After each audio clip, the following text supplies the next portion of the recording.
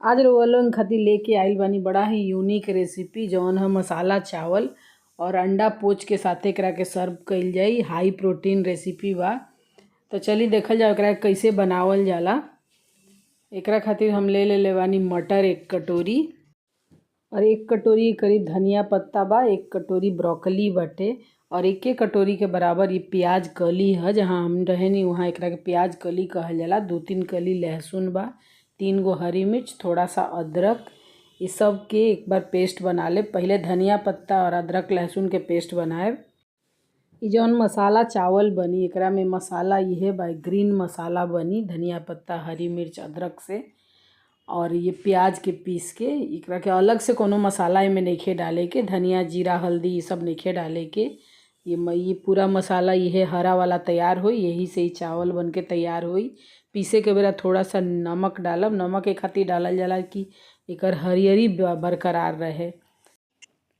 अब प्याज कली के छोटा छोटा काट ले और एकरो पेस्ट बना ले। रउआ लोगिन हमरा वीडियो के कहाँ कहाँ से देखे नहीं रउआ लोग हमरा के कमेंट्स में बताए।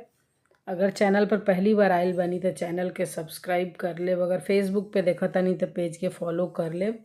यहाँ कली काट ले बानी। अब एकरा के थोड़ा सा नमक और चीनी डाल के एकरा के ढक के बढ़िया से एकर पेस्ट बना लेवे के बाटे। नमक चीनी यही खातिर डालल जाला जे एकर मतलब जौन हरियर बाटे तौन हरियर रहे, काला ना पड़े। ये चीनी से मीठा ना होई। ये मत सोचब रउआ लोग कि मीठा हो जाई चावल।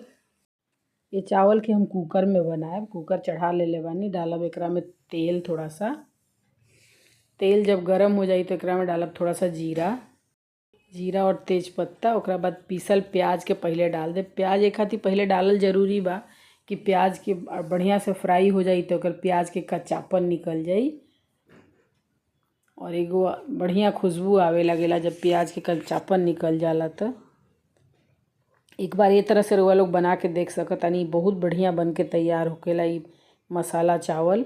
एकरा के अच्छा से फ्राई करे के बाद जब तक कि तेल रिलीज ना हो जाए। यहाँ फ्राई हो चुकल बाटे। अब एकरा में डालब जो ब्रोकली काट के रखले बानी धो के एकरा के डाल देव।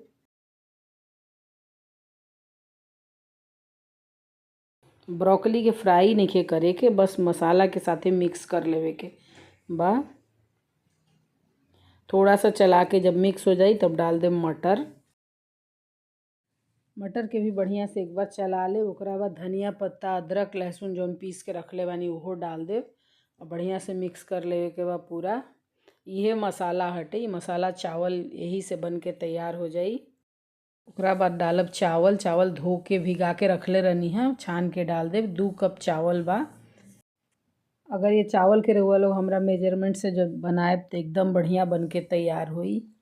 तो रउआ लोग बनाई खाई और हमरा के कमेंट्स में बताई रउआ लोग कैसन बनल बाटे। ये मसाला चावल बहुत ही बढ़िया बन के तैयार होला। हाई प्रोटीन ये खाना हटे तो लइकन खातिर भी बहुत बढ़िया बा, बड़ लोग खातिर भी बहुत हेल्दी बाटे। तो रउआ लोग बना सकतानी। अब डाल देव नमक यहाँ अंदाज से ही डाले के बा। काहे कि जब हम धनिया पत्ता पीसत रहनी ओहू में थोड़ा नमक डाले रहनी है, प्याज में भी थोड़ा सा नमक डालल रहल। तो अंदाज से ही नमक डाले के बा ताकि ज़्यादा ना होके नमक। और चला ले बढ़िया से।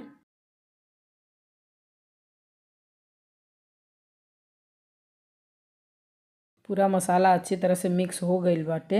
अब फ्लेम के थोड़ा सा कम कर देब। एकरा में डालब गरम पानी।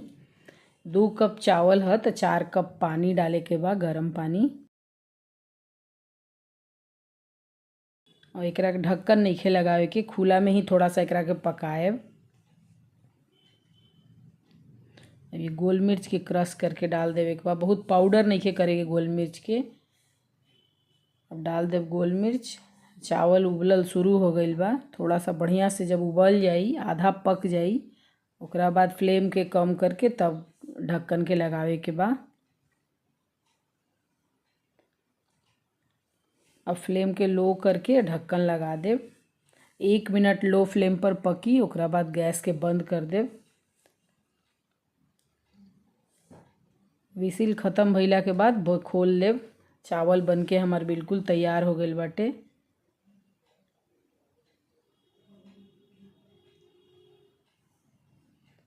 ये चावल के हम आज एक अंडा पोच के साथे सर्व करे वाला बानी।